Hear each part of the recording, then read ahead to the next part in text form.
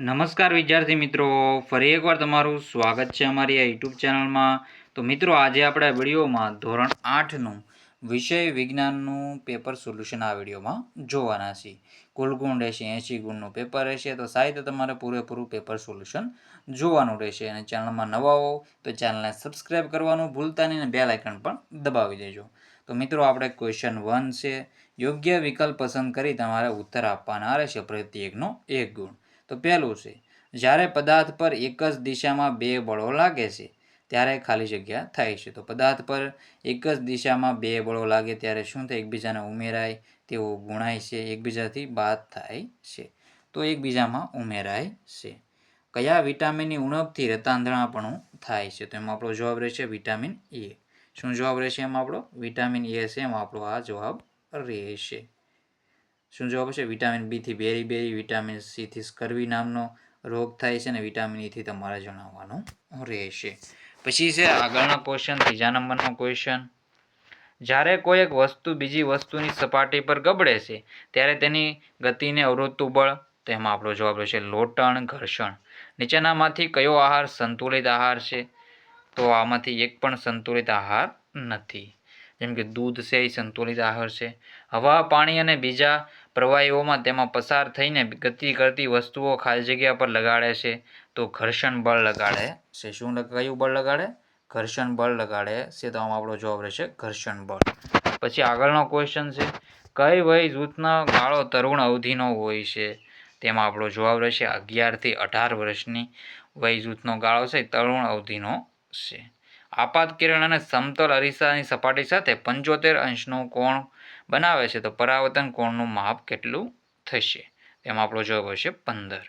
કયા પક્ષીના નેત્રપટલ પર સળી કોષો મોટી સંખ્યામાં અને શંકુ કોષો બહુ થોડા હોય છે? તો એમાં આપણો જવાબ રહેશે ઘુવડ. શું જવાબ રહેશે? ઘુવડ. બે સપાટીઓને બળપૂર્વક દબાવવામાં આવે તો ઘર્ષણ બળ વધે છે. શું થાય? ઘર્ષણ બળ વધે છે. પછી છે, વીજળીના વાહકો ઇમારતોને શાનાથી બચાવે છે? તો વીજળીથી. કેનાથી બચાવે? વીજળીથી. પછી છે, આકૃતિમાં દર્શાવ્યા પ્રમાણે પ્રકાશ સપાટી S1, S2 અને S3 પર પડે છે. તેમાં આપણો જવાબ છે સપાટી S1, સપાટી S2 અને સપાટી S3. ઉપરોક્ત સપાટીઓ પૈકી શેમાં આપાત કોણ અને પરાવર્તન કોણ સમાન હશે? તેમાં આપણો જવાબ રહેશે ત્રણેય સપાટી પર આપાત કોણ અને પરાવર્તન કોણ સમાન હશે. પછી છે 12મા નંબરનો, ખાલી જગ્યા ડીબીથી વધારે પ્રબળ ધ્વનિ શારીરિક રીતે કષ્ટદાયક હોય છે? તો 80 ડીબીથી વધારે. પછી છે વ્યાખ્યા આપો ગમે તે 4. 13મા નંબર છે દબાણ. દબાણ એકમ ક્ષેત્રફળ દીઠ લંબરૂપે લાગતા બળને દબાણ કહે છે. તો એ જવાબ રહેશે તરુણાવસ્થા. તો જીવનકાળની એ અવસ્થા જેમાં શરીરમાં પ્રજનનની પરિપક્વતા પ્રાપ્તિ માટેના પરિવર્તનો થાય છે તેને તરુણાવસ્થા કહે છે. વાતાવરણનું દબાણ. વાતાવરણનું દબાણ તો આપણી આસપાસ રહેલા હવાના આવરણ વડે લાગતા દબાણને વાતાવરણનું દબાણ કહે છે. ઘોઘાટ. કર્ણપ્રિય નથી એવા અરુચિકર ધ્વનિને ઘોઘાટ કહે છે. સંપર્ક બળ. જ્યારે સ્નાયુઓ કોઈ પદાર્થ સાથે સંપર્કમાં આવે છે તેને સંપર્ક બળ કહે છે.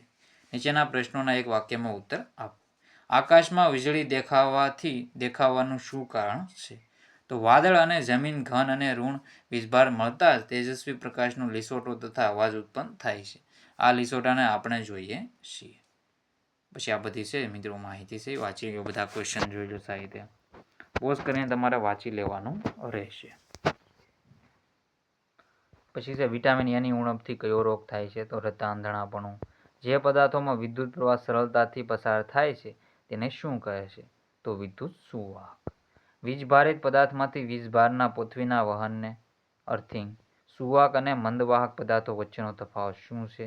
તો જે પદાર્થમાંથી વિદ્યુતનું વહન થઈ શકે તેને વિદ્યુતના સુવાહક અને જેમાંથી વિદ્યુતનું વહન થઈ શકતું નથી તેને વિદ્યુતના મંદવાહક કહે છે.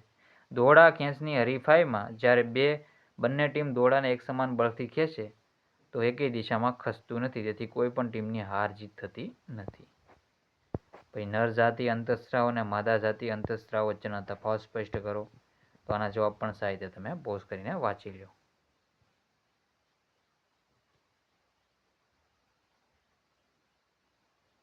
તો સારી રીતે તમારે જોઈ લેવાનું રહેશે. પછી તરુણાવસ્થા દરમિયાન તરુણ અને તરુણીના જુદા જુદા ફેરફાર જોવા મળે છે. એનો પણ જવાબ જોઈ લો.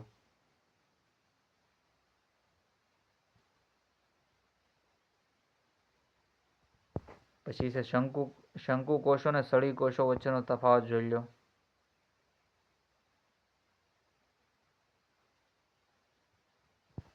પછી નર ગુણ જાતિ લક્ષણો અને માદા ગુણ જાતિ લક્ષણો.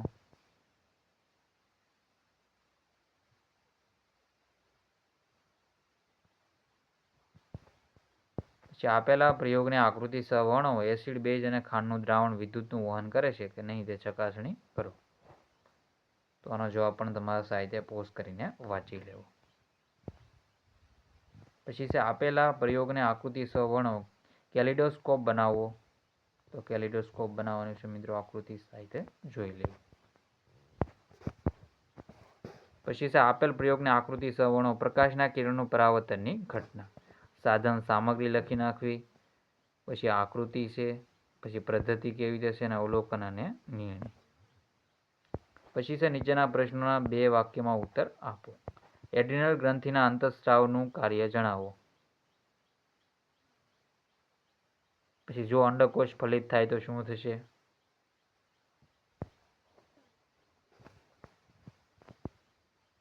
તો બધા ક્વેશ્ચનના આન્સર તમારે પોઝ કરીને સાહિત્ય વાંચી લેવા. પછી નીચેના પ્રશ્નોના મુદ્દાસર ઉત્તર લખવાના છે. ઘર્ષણ વધારવાના ઉપાયો જણાવો. ભાગ્યા મુજબ ઉત્તર લખો. સંગીત વાદ્ય, ડ્રમ, મંજીરા.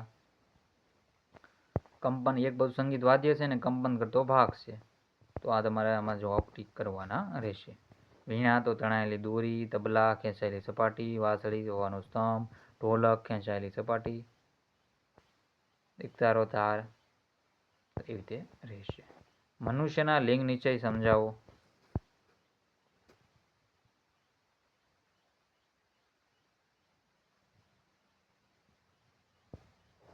તો આનો જવાબ છે સાહિત્ય પોઝ કરીને આવી રીતે વાંચી લેવો.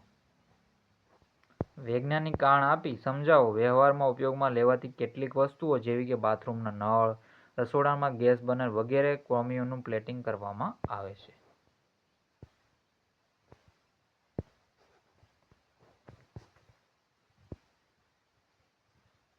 જો અહીંયા જવાબ પણ નીચે આપી દીધેલા છે. બધા ક્વેશ્ચનના સાહિત્ય જવાબ સહિત તમારે પોઝ કરીને જોઈ લેવું. થોડુંક ઝૂમ પણ કરી લેવું મિત્રો. અક્ષર દેખાતા ન હોય તો ક્લિયરિટી સુધારી લેજો. બધા ક્વેશ્ચન છે તમારા સાહિત્ય વાંચી લેવું. પછી ખાલી જગ્યાઓ છે તો કયા આ તરંગોને ખાલી જગ્યા સાધન વડે? તો સિસ્મોગ્રાફ. જ્યારે પાત્રમાં બધી જ હવા દૂર થઈ જાય ત્યારે પાત્રમાં શૂન્યાવકાશ. ભુજ અને કાશ્મીર બંનેમાં ભૂકંપ તીવ્રતા 7.5થી વધુ હતી. જો એક સેકન્ડ દીઠ 1 દોલન થાય તો આવૃત્તિ 1 હર્ટ્ઝ રહેશે. બાકી ખરા ખોટા છે એ પણ સાહિત્ય જોઈ લો.